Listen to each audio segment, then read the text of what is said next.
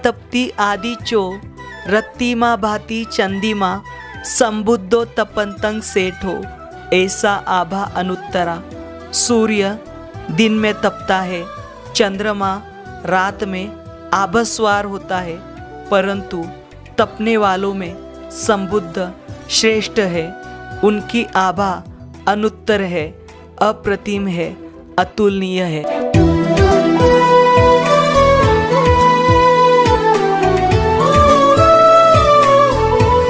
सदियां बीत गई है लेकिन सभ्यता वहीं पर है। समय बीत गया है लेकिन राह वहीं पर है। जय भीम, नमो बुद्धाय। स्वागत है आप सभी का आपके चहेते चैनल पर जिसका नाम है बोधिसत्व। इस बोधिसत्व यूट्यूब चैनल के माध्यम से आपको प्रियदर्शी चक्रवर्ती सम्राट अशोक इनके द्वारा निर्माण किए गए प्राचीन बौद्ध स्तूप हो, स्मारक हो या फिर गुफाएं हो, जिनका निर्माण कार्य प्रियदर्शी सम्राट अशोक इनके बाद में भी हजारों वर्ष तक हुआ है, जो आज भी वीरान और अनदेखे ऐसे बौद्ध स्थल जो प्राचीन काल में जम्बूद्वीप का आईना हुआ करते थे, यह बोधिसत्व चैनल आपको दिखाने की कोशिश कर रहा है। हम जानकारी ले रहे हैं तेलंगाना राज्य की, और तेलंगाना राज्य के यह जो अनजान, वीरान और अनदेखे बौद्ध स्थल है, यह हम आपको दिखाने की कोशिश कर रहे हैं। आज का यह जो वीडियो है इस चैनल का बहुत ही महत्वपूर्ण है, और इस चैनल के पिछले वीडियो भी बहुत ही महत्वपूर्ण है। अगर वे आपने अभी तक नहीं देखे तो ज़रूर देखें। आज का यह जो वीडियो है यह तेलंगाना राज्य के खम्मम जिले के नेलाकोंडापल्ली नाम का जो मंडल है, यहाँ के नेलाकोंडापल्ली यहाँ का एक भव्य ऐसा जो प्राचीन बौद्ध स्तूप है, इस चैनल के माध्यम से हम पहली बार देखने वाले हैं। यह जो बौद्ध स्तूप है, इसकी विशेषताएं और इसकी खासियत आप देख और सुन चौंक जाओगे, ऐसा ये बौद्ध स्थल है। यह नेलाकोंडापल्ली यहाँ से लगभग मतलब यह 5 से 6 किलोमीटर की दूरी पर है और शहर से थोड़े दूरी पर है, लेकिन यहाँ पर इसकी खूबसूरती आज भी कई लोगों को आकर्षित करती है। तो सोचिए आप प्राचीन काल में यह स्थल और ये पूरा क्षेत्र कितना समृद्ध रहा होगा। तो यहाँ से आप खम्मम से भी आ सकते हो डायरेक्टली, और अथवा यह जो स्थल है यहाँ पर आप आंध्र प्रदेश से भी आ सकते हो, बहुत ही नज़दीक है। तो हम चलेंगे यहाँ पर, ये खम्मम जिले के नेलाकोंडापल्ली यहाँ पर, और इस तरह की हम ऐतिहासिक जानकारी लेने की कोशिश करते हैं। आपसे अनुरोध है यह जो वीडियो है ज़्यादा से ज़्यादा शेयर करें, ताकि यह जो वीडियो है यह सभी भारत देश के लोग देख सकें। तो चलिए आज का ये वीडियो हम शुरू करते हैं।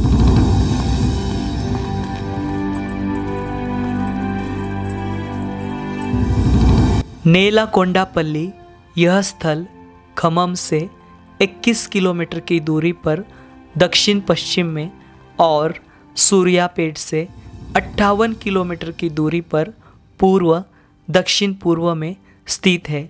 यह प्राचीन काल में प्रमुख शहर हुआ करता था, जो प्राचीन व्यापारी मार्ग पर बसा हुआ है, जो कृष्णा नदी की घाटी को भारतीय उपमहाद्वीप के अन्य भागों को जोड़ता था। यहाँ पर जब उत्खनन कार्य किया गया तब यहाँ से महास्तूप, बोधिसत्व पद्मपानी, छोटे स्तूप, टेराकोटा के बर्तन, सातवाहनों, इक्ष्वाकु, विष्णु कुडिन, इनके समय के सिक्के पाए गए। नेलाकोंडापल्ली के माध्यम से व्यापारी बौद्ध भिक्खु कोंडापुर, धूलिकट्टा, तेर, पैटन के रास्ते आगे गुजरा करते थे। इस स्तूप का तेलुगु भाषा में विराट राजू डिब्बा नाम से वर्णन किया गया है। आमतौर पर जितने भी स्तूप हमने तेलंगाना और आंध्र प्रदेश राज्य में देखे हैं, उन्हें डिब्बा इस नाम से संबोधित किया गया है, जिसका शाब्दिक अर्थ टीला होता है।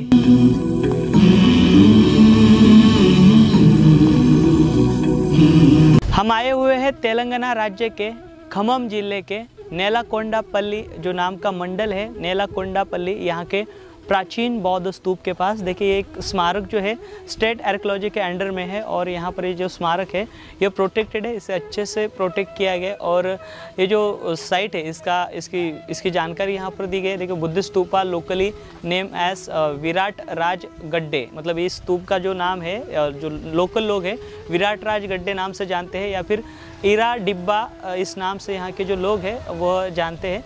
और ये नेलागोंडापल्ली जो ज़िला है, जो गांव है, इसके अंडर में आता है। और यहाँ पर सन देखिए जानकारी दी गई 1976 में उत्खनन कार्य किया गया था। फिर बाद में 1984 और 1995 के बीच में यहाँ पर डिपार्टमेंट द्वारा जो है वह फिर से काम किया गया है। उसमें यहाँ पर बुद्ध स्तूपा, मोनेस्टिक कॉम्प्लेक्स यानी विहार, ये जो सारे अवशेष है ये सामने है। और क्या क्या यहाँ पर से मिले उसकी जो जानकारी है इस बोर्ड के अंदर दी गई है। तो चलिए अंदर हम ये जो स्तूप है, स्तूप की हम जानकारी लेंगे। देखिए यहाँ पर गेट है इस स्मारक का, और यहाँ पर सुरक्षाकर्मी है, साफ़ सफाई जो करने वाले लोग हैं, केयर टेकर जो है यहाँ पर हमें दिखाई देंगे। देखिए यहाँ पर अच्छे से गार्डनिंग हुए इस पूरे स्थली पर। ये जो स्थली है अच्छे से संरक्षित की गई है यहाँ के स्टेट आर्कियोलॉजी डिपार्टमेंट द्वारा। इसकी जो अच्छे से देख रेख जो है यहाँ पर करने का जो प्रयास है वह किया गया है। तो यह जो महास्तूप है देखिए बहुत ही महाकाय है। इसके अलावा यहाँ पर अन्य भी जैसे कि वहाँ पर मेंशन किया गया था कि मोनास्टिक जो अवशेष वह भी यहाँ पर है। ये महाचैत्य अभी हम देखेंगे, चैत्य स्तूप, मतलब ये बहुत विशालतम है। यहाँ पर जो बौद्ध भिक्खु है, ये जो स्तूप है, इस स्तूप की परिक्रमा करने हेतु यहाँ पर पूरी उस समय पर देखिए पूरी तादाद लगती होगी।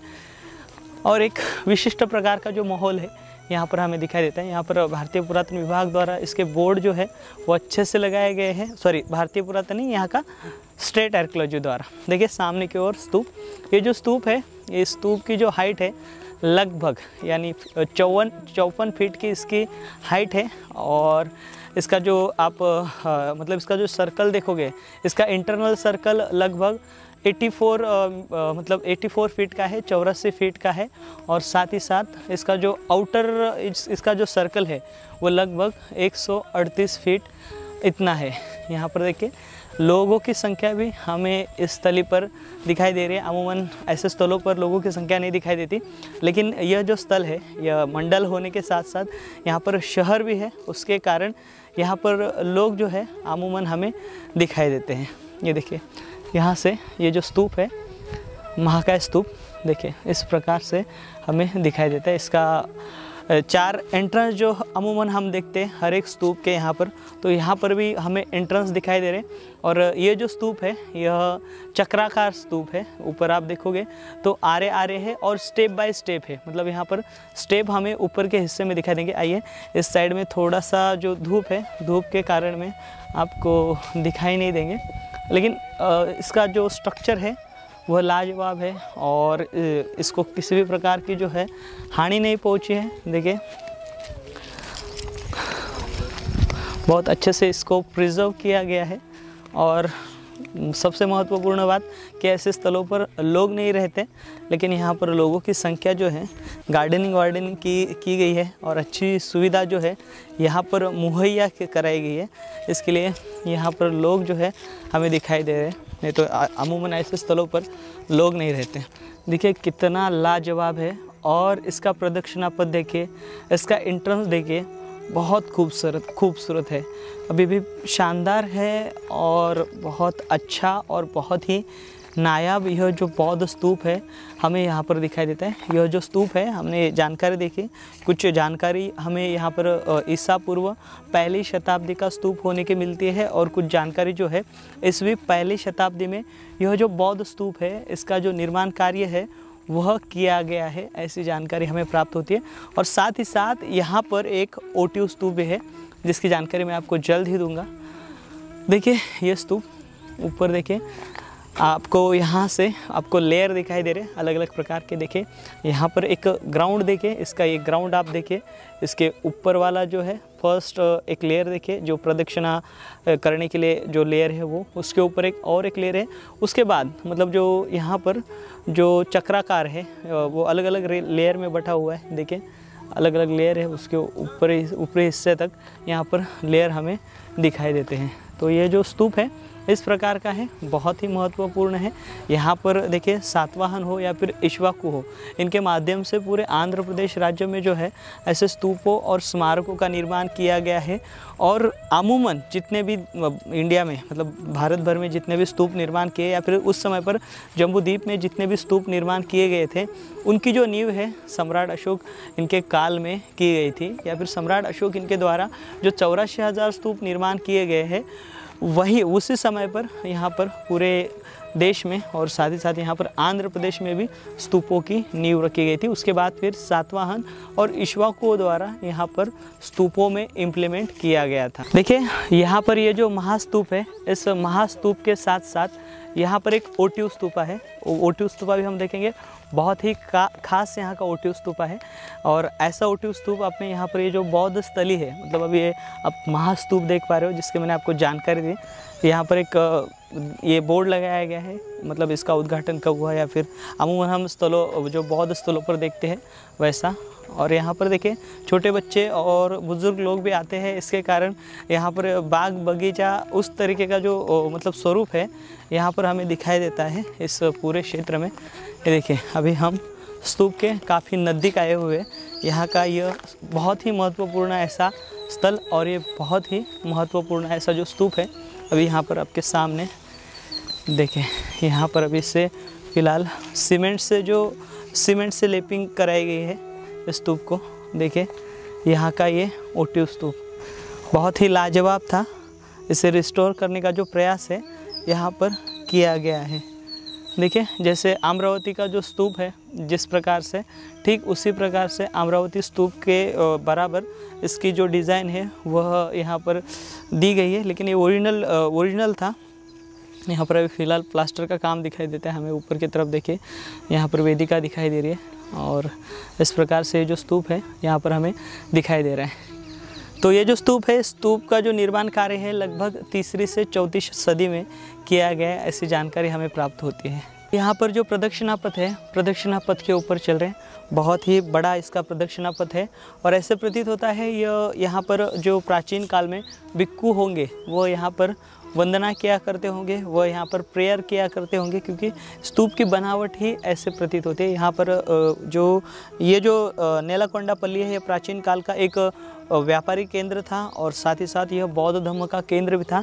इसी के साथ साथ ये दोनों केंद्र बिंदु होने के साथ यहाँ पर बौद्ध भिक्खु जो है उनका ज़्यादा बड़े पैमाने में यहाँ पर रहा करते थे, उसके जो पुख्ता सबूत है हमें यहाँ पर मिलते हैं। और ये जो स्तूप है यहाँ पर ये एक प्रार्थना स्थल है, और प्रार्थना स्थल होने की वजह से यहाँ पर देखिए इस जो स्मारक है, स्मारक की नींव जो है यह बहुत बड़ी है, विशालतम ऐसी नींव जो है यहाँ पर इस स्मारक की हमें दिखाई देती है। देखिए ऊपरी हिस्से में इसका आउटर लेयर, इसके ऊपर वाला लेयर देखिए, ये लगभग जैसे हमने जानकारी ली, अंदर का जो है इसका आउटर जो सर्कल जो है अंदर का वो लगभग 84 फीट इतना है। और बाहर का मतलब हम जहाँ पर चल रहे हैं ये जो पूरा सर्कल है इतना बड़ा, मतलब इस स्तूप का जो आउटर साइड है वो लगभग 138 फीट इतनी है। तो ये विशालतम जो स्मारक है हमने इस चैनल से आपको दिखाने की कोशिश की है।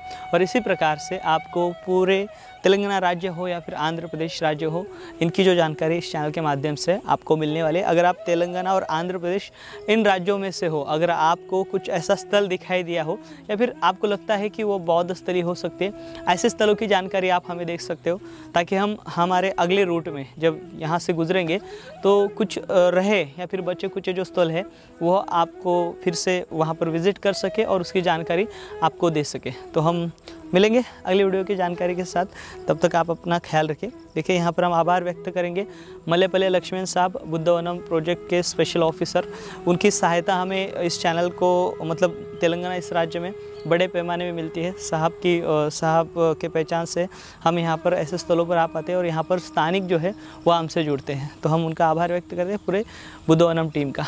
तो मिलेंगे अगले वीडियो के साथ, अगली जानकारी के साथ, तब तक ख्याल रखिए अपना। जय भीम, नमो बुद्धाय, जय भारत।